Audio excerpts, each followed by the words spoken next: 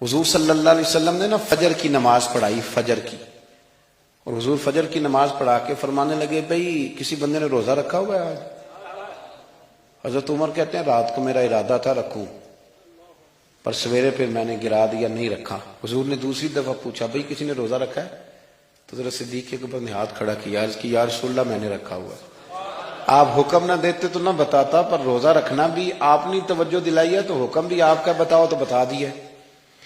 حضرت عمر کہتے ہیں حضور نے فجر کی نماز پڑھائی، فجر کی۔ دوسرا سوال پوچھا بھی کسی نے کسی بیمار کی تیمارداری کی ہے؟ تو حضرت عمر کہتے ہیں میں نے فٹافٹ عرض کی یا رسول اللہ ابھی تو نماز فجر پڑھی ہے، تو اب گھر جائیں گے تو تیمارداری کریں گے نا۔ تو حضور نے فرمایا عمر تو ذرا ٹھہر جانا، جلدی نہ کر، ٹھہر نہ ذرا، روک تو صحیح۔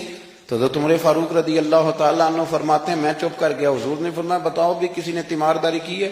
تو صدیق اکبر نے ہاتھ کھڑا کیا، عرض کی یا رسول اللہ عبد الرحمن بن عوف رضی اللہ تعالیٰ عنہ 2-3 دن سے نماز پڑھنے نہیں آ رہے تھے، رات میں نے پتہ کرایا تو پتہ چلا بیمار ہیں، اور حضور مجھے یہ بھی پتہ ہے وہ میرا یار ہے، مجھے پتہ ہے رات کو جلدی سوتا ہے پر تہجد میں ضرور اٹھتا ہے، تو حضور میں بھی ذرا فجر کا وقت جلدی اٹھا ہوں تو فجر میں آنے سے پہلے عبد الرحمن ابن عوف کی تیمارداری کر کے آئے ہوں۔ حضرت عمر کہتے ہیں میں نہ ہلکا ہلکا ڈھیلا پڑ گیا۔ حضور نے تیسرا سوال پوچھا، فرمایا کسی نے کسی مسکین کو کھانا کھلایا؟ کھانا کھلایا کسی مسکین کو؟ حضرت سیدنا عمر فاروق کہتے ہیں میں نے پھر عرض کی، میں نے کہا یا رسول اللہ ابھی تو فجر پڑی ہے، گھر جائیں گے کوئی چیز لیں گے تو کھانا کھلائیں گے۔ تو حضور پھر مسکرائے، فرمایا عمر تو ذرا ٹھہر نہیں جاتا، ذرا ٹھہر نہ، ذرا نظارہ تو کرنا، گویا یہ شان صدیق اکبر کا جلسہ ہو رہا، ٹھہرنا۔ حضور نے پھر پوچھا بھی کسی نے کسی مسکین کو کھانا کھلایا ہے؟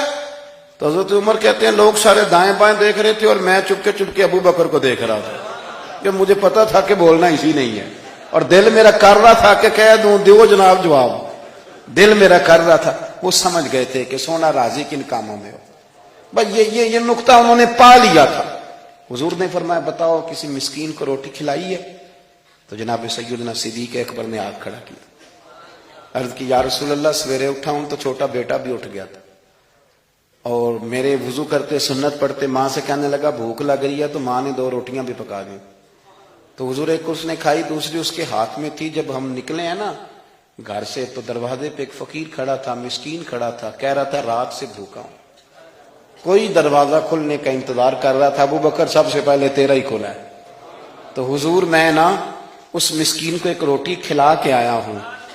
حضرت عمر فاروق کہتے ہیں میں نے گردن جھکا لی، اور میرے رسول کریم نے فرمایا اے اللہ میرے ابو بکر پہ رحم فرما، اللہ میرے ابو بکر۔ وہ سمجھ گئے تھے، مزاج شناست سمجھ آ گئی تھی کہ حضور کن باتوں میں، اور نا اپنے اوپر وہ سارا کچھ طاری کر لیا تھا انہوں نے، طاری، ان کی ادائیں بالکل ڈھل گئی تھی نبی پاک کی اداؤں۔ 3 دن وہ غار ثور میں رہے تو ہمارے صوفیاء فرماتے ہیں کہ ان پر تجلیاں بھی پڑی محبوب کی معرفت کی۔ جب مدینے آئے نا نبی کریم کو لے کے، تو کچھ لوگوں نے حضور کی زیارت کی تھی، کچھ نے نہیں کی تھی، تو کچھ آتے تو نبی پاک کی دستبوسی کر کے بیٹھ جاتے، حضرت ابو بکر سے ہاتھ نہ ملاتے، اور کچھ صرف حضرت ابو بکر سے ہاتھ ملاتے اور حضور سے ہاتھ ہی نہ ملاتے۔ میری بات پہ توجہ ہے آپ حضرات کی؟ تو کچھ لوگوں کو نا شبہ ہونے لگا، وہ معاذ اللہ سمجھنے لگے کہ شاید یہی اللہ کے رسول ہیں۔ حضرت صدیق اکبر یہ کیوں شبہ ہوا؟ تو ہمارے محدثین فرماتے ہیں کہ ابو بکر صدیق بولتے بھی اس طرح تھے جو میرے نبی پاک کا طریقہ، بیٹھتے بھی اس طرح تھے جو رسول پاک کا طریقہ۔